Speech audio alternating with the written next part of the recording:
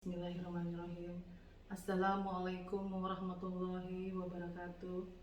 Salam sejahtera selalu bagi kita semua.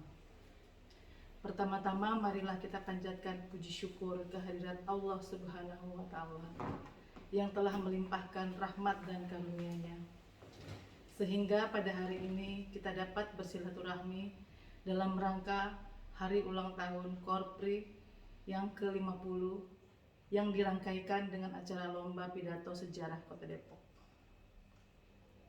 Sholawat dan salam semoga selalu tercurah kepada suri tauladan kita, Rasulullah Muhammad SAW. Semoga kita selaku umatnya dapat menerapkan ajaran-ajarannya dalam kehidupan sehari-hari. Allahumma amin. Pada kesempatan ini, perkenalkan saya pribadi selaku peserta lomba pidato tentang sejarah Kota Depok, perwakilan dari Dharma Wanita Persatuan PUPR Kota Depok.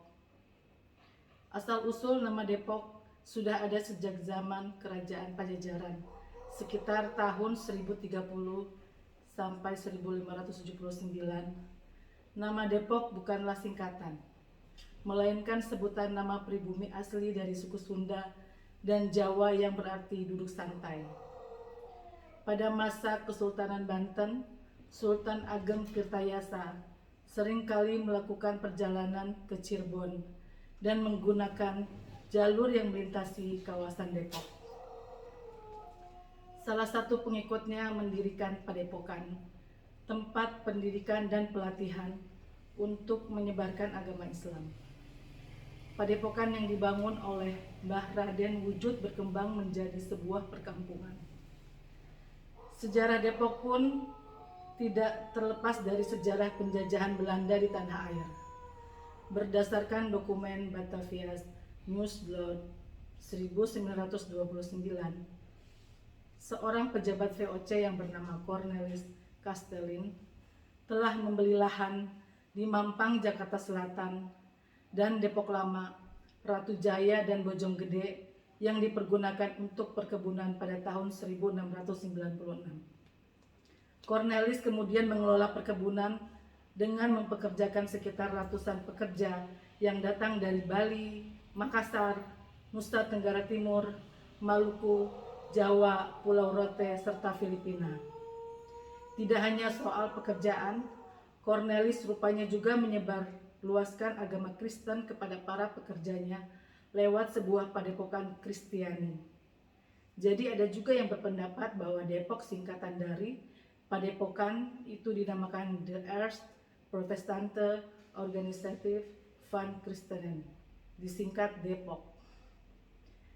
Dari situlah kemudian daerah tersebut dikenal sebagai Depok. Lalu pada tahun 1871, pemerintah Belanda memperbolehkan daerah Depok membentuk pemerintahan dan presiden sendiri setingkat Gemeente, desa otonomi. Gemeente Depok dipimpin oleh presiden sebagai badan pemerintahan tertinggi. Di bawah kepemimpinannya, Gemeente Depok meliputi kecamatan yang membawahi mandat 9 mandor dan dibantu para pencalang polisi desa serta komitir atau menteri lumbung.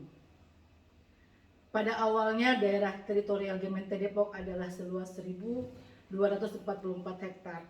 Ini berlaku sampai setelah Indonesia menyatakan kemerdekaannya pada tahun 1945. Teritorial itu kemudian dihapus saat terjadinya penjajahan. Perjanjian pelepasan hak antara pemerintah Republik Indonesia dengan pimpinan Gemeente Depok tahun 1952. Sejak perjanjian tersebut dimulainya pemerintah Kecamatan Depok yang berada dalam lingkungan kewedanaan pembantu Bupati wilayah Parung, Kabupaten Bogor yang meliputi 21 desa. Dilansir dari situs resmi Kota Depok pada 1976, perumahan mulai dibangun baik oleh Perum-Perumnas maupun pengembang.